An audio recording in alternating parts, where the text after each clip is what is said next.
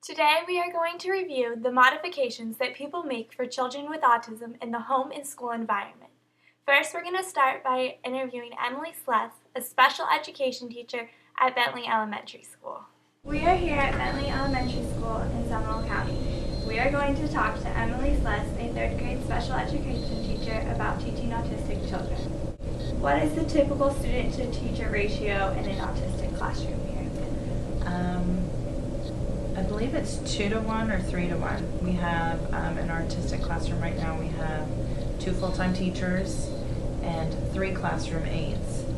So there's a lot of, the ratio is very small, depending on the number of children, but it fluctuates throughout the years. Children get stacked in, or move, or leave, or get dismissed from the program, or actually get mainstreamed into the regular education classroom. Since all autistic children have different cases, do you have different strategies for each child? Absolutely. It's kind of important, especially with children with autism, to make sure that their education is tailored just to them, for them.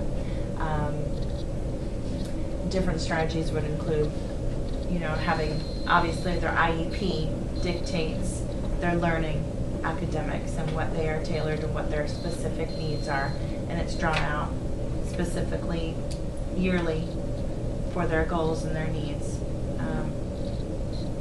But different strategies would include, using more visual aids, pictures related to the text, short direction spans, writing directions on note cards, having them verbally repeat back to the directions that you're asking them to do.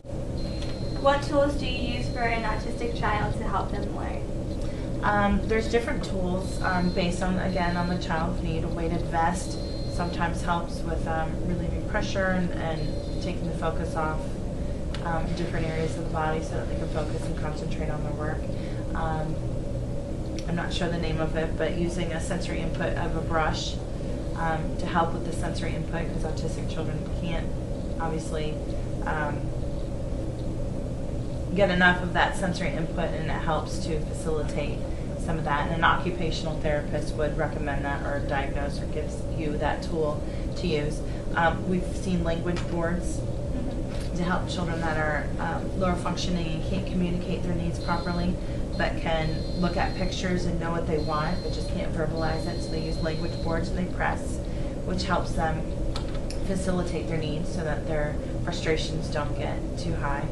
Thank you for our time. Now we will go to Michelle with autism modifications at home. To tell us about the home environment, we have my mother, Mrs. Lillian Willing, to explain how she modifies our home to keep her son safe, secure, and healthy.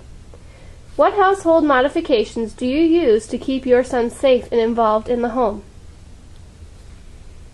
From day one, we've had to do 24-hour monitoring. We have to make sure that he is where he is, like in the bedroom sleeping, that he doesn't slip out the bedroom window, start exploring the neighborhood. Or if he's in the bathroom, if he's doing the right thing, like brushing his teeth or showering or filling the floor up with different stimulation of water. We have to monitor his food, because sometimes too much bread or too much milk, it makes different behaviors and it can aggravate the autism. The stimulus of lights and heat, cold, anything that's too much touch, too loud noises, fire alarms, puts him right through the wall. He'll start running. We monitor his television because he gets overstimulated by certain programs. It's just like he'll just go on forever and ever if it's something that's very sad or bad. And so we just kind of make it more safe, secure environment. Now that we have reviewed the different modifications that teachers and parents make for autistic children, we will go into an autistic classroom and learn about the different tools, strategies, activities, and techniques used in the classroom.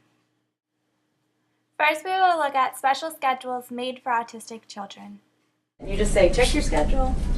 But it's helped with behavior problems, and, because a lot of kids with autism have a hard time with change, and so if we have a change, like it's on the schedule, and it's more visual for them. Yeah, because we have one guy, and he hates it when anything changes. So if he can see it, you know, like things like the Bentley 500, like if we have it on there, like we have this one symbol that means everything's different, like special activity, and it means anything.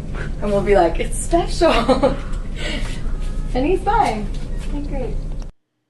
Now we will look at the strategies that teachers use to teach autistic children. Usually they work for Skittles, but some guys will work for like puzzles or, you know, and we just work on like matching pictures to objects. And this is like a hard skill for a lot of kids, like figuring out that these are the same, that this is a match, because we're kind of stuck on like this is a match and like the cup to cup is a match. Now we will look at the different tools that teachers use for sensory input. The trampoline or sit in the bean bags. Bounce on the balls for sensory input. Bounce on the balls. This is like just a lot of sensory, like fidgets that they'll come feel. This one little guy sits on this, and it just helps him stay seated. Let's see what else. And this is the same thing. Okay. But for the floor. And yeah, we have this little thing vibrates. They hug it. This is like a lap buddy. To put pressure on the legs, like a weighted vest. Yeah. And then this, we just got this last year. I wish you could see a kid in it because it's really cute. But they get all the way in it, and then they put it over their face, and you just stretch, and it's like it's a lot of input because it's all stretchy and tight, and they punch and kick, and some guys like to have their head out, and then they run around the room talking about how they're blue, but it's cute. So we do that one a lot. So this is like our free time area, and then we have like different times when we do sensory stuff. We hope this video helped you better understand the modifications, tools, strategies, and techniques used for children with autism.